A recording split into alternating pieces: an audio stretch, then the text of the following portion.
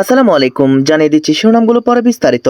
সংবাদ সম্মেলনে ওবায়দুল কাদের বলেন, সত্য বলায় যুক্তরাষ্ট্রের স্বার্থে আঘাত লাগলে কিছুই করার নেই। এরপর জানিয়ে দিব সিদ্ধিরগঞ্জে মাদক সম্রাজ্ঞী সুমি গ্রেপ্তার। এদিকে মারধরের অভিযোগে পুলিশের বিরুদ্ধে রিকশা চালকদের বিক্ষোভ। কথা বলার স্বাধীনতার জন্য এখনো সংগ্রাম করতে হচ্ছে বলছে মঈন খান। বন্ধের আদেশের পর আল জাজিরার ইসরায়েল অফিসে পুলিশের অভিযান। সবশেষে জানিয়ে দিব নেতানিয়াহুর বিরুদ্ধে রাস্তায় নামলেন হাজারো ইসরায়েলি। এতক্ষণ শুনছিলেন সংবাদ শিরোনাম, এইবার বিস্তারিত। সংবাদ শোনার পাশাপাশি একটি লাইক করে দিন এবং আপনার মতামত জানাতে একদমই ভুলবেন না। সংবাদ সম্মেলনে ওবায়দুল কাদের বলেন, সত্য বলায় যুক্তরাষ্ট্রের স্বার্থে আঘাত লাগলে কিছুই করার নেই। আওয়ামী লীগ যুক্তরাষ্ট্রের সঙ্গে কোনো সংঘাতে নেই বলে মন্তব্য করেছেন দলটির সাধারণ সম্পাদক ওবায়দুল কাদের। তিনি বলেন, সত্য বলে তাদের স্বার্থে আঘাত লাগলে তো কিছু করার নেই। রোববার দুপুরে দলীয় সভাপতি ধানমন্ডির রাজনৈতিক কার্যালয়ে এক ব্রিফিংয়ে তিনি এই তথ্য জানান। ওবায়দুল কাদের বলেন, ভিয়েতনাম যুদ্ধের সময় যুক্তরাষ্ট্রের কলাম্বিয়া বিশ্ববিদ্যালয় সহ বিভিন্ন বিশ্ববিদ্যালয়ের প্রতিবাদ দমনে যে আচরণ করা হয়েছিল, একই রকম নির্মম আচরণ করা হচ্ছে এখন। মন্ত্রী আরও বলেন, আমাদের দেশে মানবাধিকার নিয়ে তারা কথা বলে, আমরা কি এসব নিয়ে কথা বলতে পারবো না? আমাদের দেশে তারা যে দৃষ্টি মানবাধিকার দেখে সেই দৃষ্টিতে নিজের দেশে দেখবে না কেন? তাদের সঙ্গে আমাদের বন্ধুত্ব নেই এমন কথা তো আমরা বলিনি।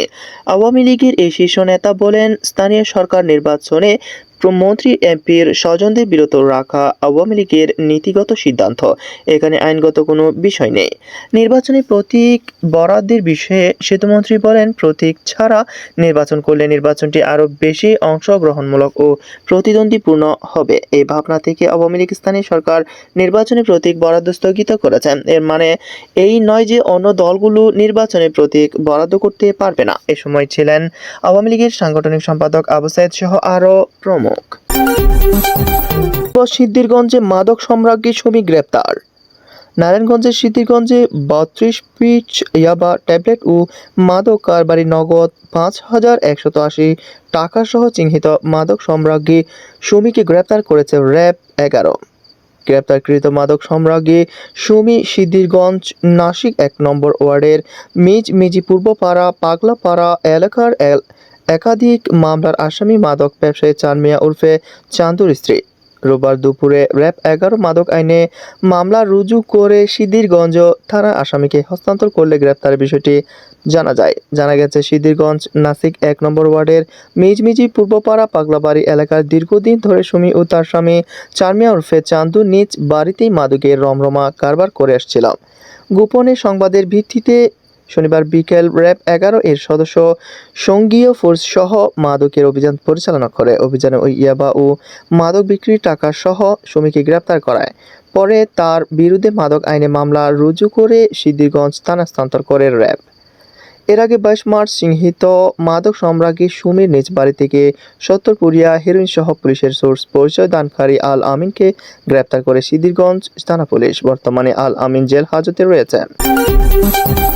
এদিকে মারধরের অভিযোগে পুলিশের বিরুদ্ধে রিকশা চালকদের বিক্ষোভ। সাভারের আশুলিয়ায় ট্রাফিক পুলিশের এক সদস্যের বিরুদ্ধে রিকশা চালকে মারধরের অভিযোগ উঠেছে। এই ঘটনায় বিচার চেয়ে সড়ক অবরোধ করে বিক্ষোভ জানান স্থানীয় রিকশা চালকরা। রোববার দুপুরে বাইপাইল আবদুল্লাপুর সড়কে আশুলিয়া বাস স্ট্যান্ড এলাকায় কথা কাটাকাটির জেরে রিকশা চালককে ওই পুলিশ সদস্য মারধর করেন বলে জানা যায়। তবে অভিযুক্ত পুলিশ সদস্য ও ভুক্তভোগী রিকশা চালকের নাম পরিচয় জানা যায়নি। জানা গেছে, দুপুরে সড়ক দিয়ে চলাচল করা অটো রিকশা ধরে রেকার বিল করেছিলেন ট্রাফিক পুলিশের ওই সদস্য। ওই সময় ভুক্তভোগী চালকের রিকশা আটক করা হয়। কথা কাটাকাটি হলে রিকশা চালককে কিল ঘুষি মারেন পুলিশের ওই সদস্য। চোখে ঘুষি লাগলে মারাত্মকভাবে আহত হন তিনি। পরে তাকে উদ্ধার করে হাসপাতালে ভর্তি করা হয়। এরপর রিকশা চালকেরা একত্রিত হয়ে নেমে পড়ে সড়কে বিক্ষোভ করেন। খবর পেয়ে আশুলিয়া থানার পুলিশ ওসি ঘটনাস্থলে এসে চালকদের বুঝিয়ে সড়ক থেকে সরিয়ে দেন। কথা বলার স্বাধীনতার জন্য এখনো সংগ্রাম করতে হচ্ছে বলছে মঈন খান। গণমাধ্যমের স্বাধীনতা, কথা বলার স্বাধীনতার জন্য দেশে এখনো সংগ্রাম করতে হচ্ছে বলে মন্তব্য করেছেন বিএনপির স্থায়ী কমিটির সদস্য আব্দুল মঈন খান। তিনি বলেন, গণতন্ত্র যদি দেশে না থাকে, দেশে যদি এক দলীয় শাসন কায়েম হতে থাকে, এখানে যদি মানুষের মুক্ত চিন্তা বিকাশের সুযোগ না থাকে, সেখানে গণমাধ্যমের স্বাধীনতা থাকতে পারে না। রোববার দুপুরে রাজধানীর জাতীয় প্রেস ক্লাবে বিশ্ব মুক্ত গণমাধ্যম দিবস উপলক্ষে আয়োজিত এক আলোচনা সভায় তিনি এসব কথা বলেন। মঈন খান বলেন, জাতিসংঘের দলিল অনুযায়ী গণমাধ্যমের স্বাধীনতা চিহ্নিত করার সব দায়িত্ব সরকারের। কারণ হলো, সংবাদপত্রের স্বাধীনতায় সাধারণ মানুষ বাধা দেয় সরকার।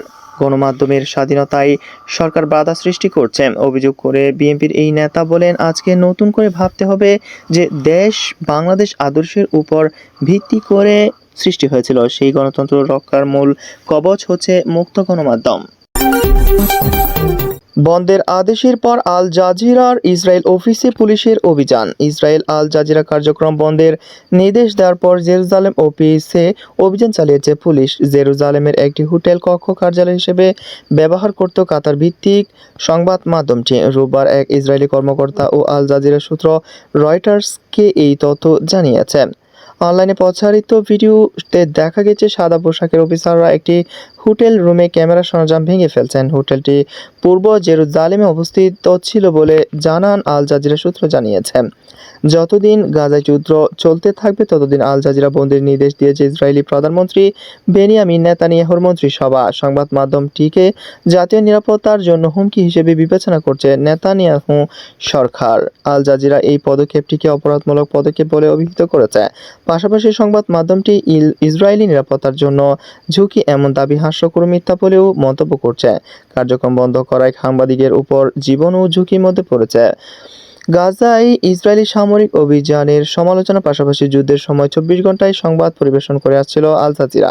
মন্ত্রিসভা ভোটের পর নেতানিয়াহু সোশ্যাল মিডিয়া পোস্টে বলেছেন, ইসরায়েলে উস্কানিমূলক চ্যানেল আল জাজিরা বন্ধ করা হবে। একটি সরকারি বিবৃতিতে বলা হয়েছে, ইসরায়েলের যোগাযোগ মন্ত্রী অবিলম্বে কাজ করার আদেশে স্বাক্ষর করছেন, তবে আইনি প্রক্রিয়ায় আদালতে আইনি লড়াইয়ে যেতে পারবে সংবাদ মাধ্যমটি। নেতানিয়াহুর বিরুদ্ধে রাস্তায় নামলেন হাজারো ইসরায়েলি। জিম্মিদের ফিরিয়ে আনার জন্য হামাসের সঙ্গে চুক্তিতে দাবিতে ইসরায়েল হাজার হাজার মানুষ বিক্ষোভ করছেন। শনিবার রাতে তেল আবিবের বিভিন্ন সড়কে জড়ো হন বিক্ষোভকারীরা। তারা নেতানিয়াহু ও সরকার বিরোধী স্লোগান দেন। খবর বিবিসি। তেল আবিবে বিক্ষোভে অংশ নেওয়া বিক্ষোভকারীরা যুদ্ধবিরোধী স্লোগান দেন। বিক্ষোভকারীদের কেউ কেউ ইসরায়েলি প্রধানমন্ত্রী বেনিয়ামিন নেতানিয়াহু সংঘাত দীর্ঘায়িত করার জন্য অভিযুক্ত করেন। গতকাল মিশরে ফিলিস্তিনিদের স্বাধীনতাকামী সংগঠন হামাসের একটি প্রতিনিধি দল যুদ্ধবিরতির উদ্যোগে মধ্যস্থকারীদের মধ্যে সাক্ষাৎ করে। এমন প্রেক্ষাপটে ইসরায়েল বিক্ষোভ হলো। হামাস বলছে, আলোচনায় এখন পর্যন্ত নতুন কোনো অগ্রগতি নেই, তবে রোববার নতুন দফায় আলোচনা শুরু হবে।